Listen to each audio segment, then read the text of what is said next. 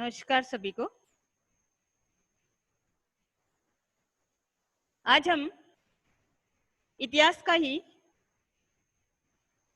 दूसरा पाठ, जिसका नाम है भारतीय इतिहास की स्वर्णिम पृष्ठ है, वो पढ़ेंगे।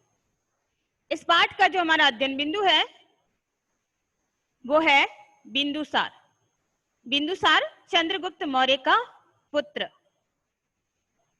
चंद्रगुप्त मौर्य का पुत्र। चंद्रगुप्त मौर्य के बाद उसका उत्तराधिकारी है बिंदुसार है, वो सिंहासन पर बैठा या मौर्य गद्दी पर बैठा, जिसका समय काल माना जाता 298 से लगाकर 272 ईस्वी पूर्व, यानी 298 ईस्वी पूर्व से लेकर 272 ईस्वी पूर्व तक का समय है, वो बिंदुसार का शासनकाल माना जाता है।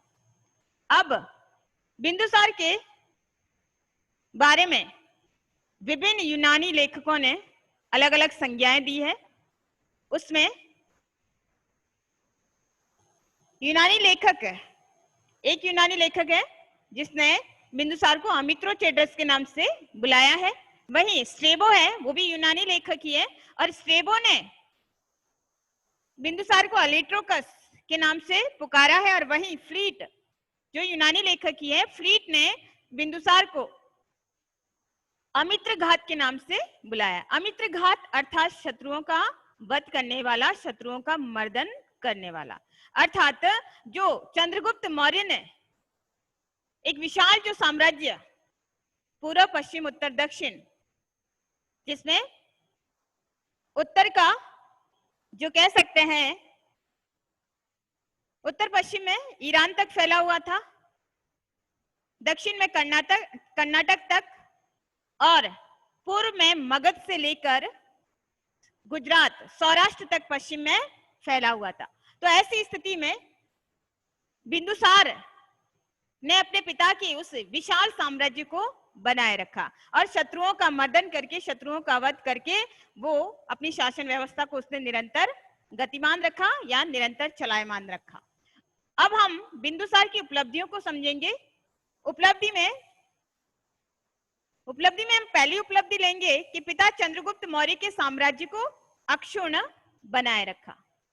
पिता चंद्रगुप्त मौर्य के साम्राज्य को अक्षुण्ण बनाए रखा। अक्षुण्ण यानी एज इट इज, अक्षुण्ण यानी एज इट इज, या कह सकते हैं कि अपने पिता के द्वारा छोड़े गए साम्राज्य को उसने बनाए रखा, उसने कहीं पे भी उसने कमी नहीं आने दी।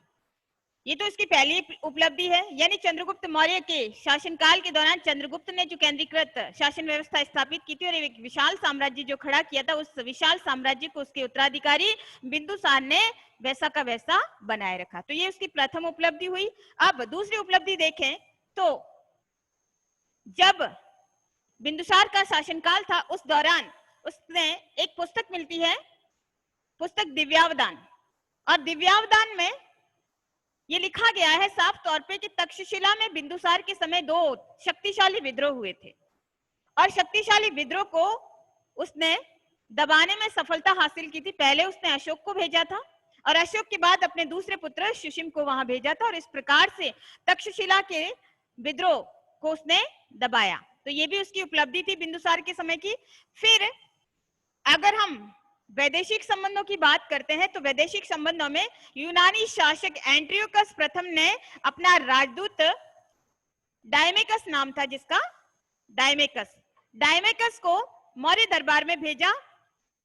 यानी विदेशों के साथ भी बिंदुसार के संबंध अच्छे थे और ऐसी स्थिति में जो यूनानी शासक एंट्रियोकस था, उसने बिंदुसार के राज दरबार में या मौर्य दरबार के अंदर अपना एक डायमेकस नाम का राजदूत है यहाँ पर भेजा। और साथ ही एंट्रियोकस से उसके संबंध अच्छे रहे होंगे, तो यहाँ पर उसने एंट्रियोकस से कहा कि यूनान की प्रसिद्ध मदिरा और सूखे अंजीर, जो कि सूखा मेवा है, सूखा अंजीर, और एक दार्शनिक की मांग भी मौर्य दरबार के लिए उसने की थी।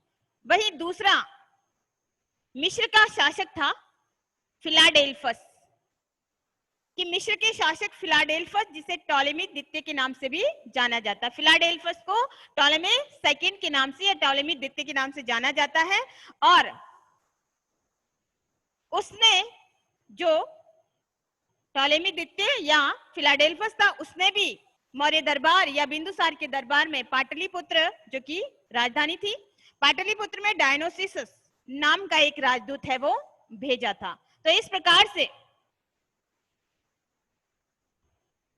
प्रकार से बिंदुसार की उपलब्धियों में हम ये देखते हैं कि उसने चंद्रगुप्त मौर्य के साम्राज्य को अक्षुण्ण बनाए रखा और वहीं अपनी उपलब्धियों के आधार पर उसने अपने वैदेशिक संबंधों को भी मजबूत बनाया।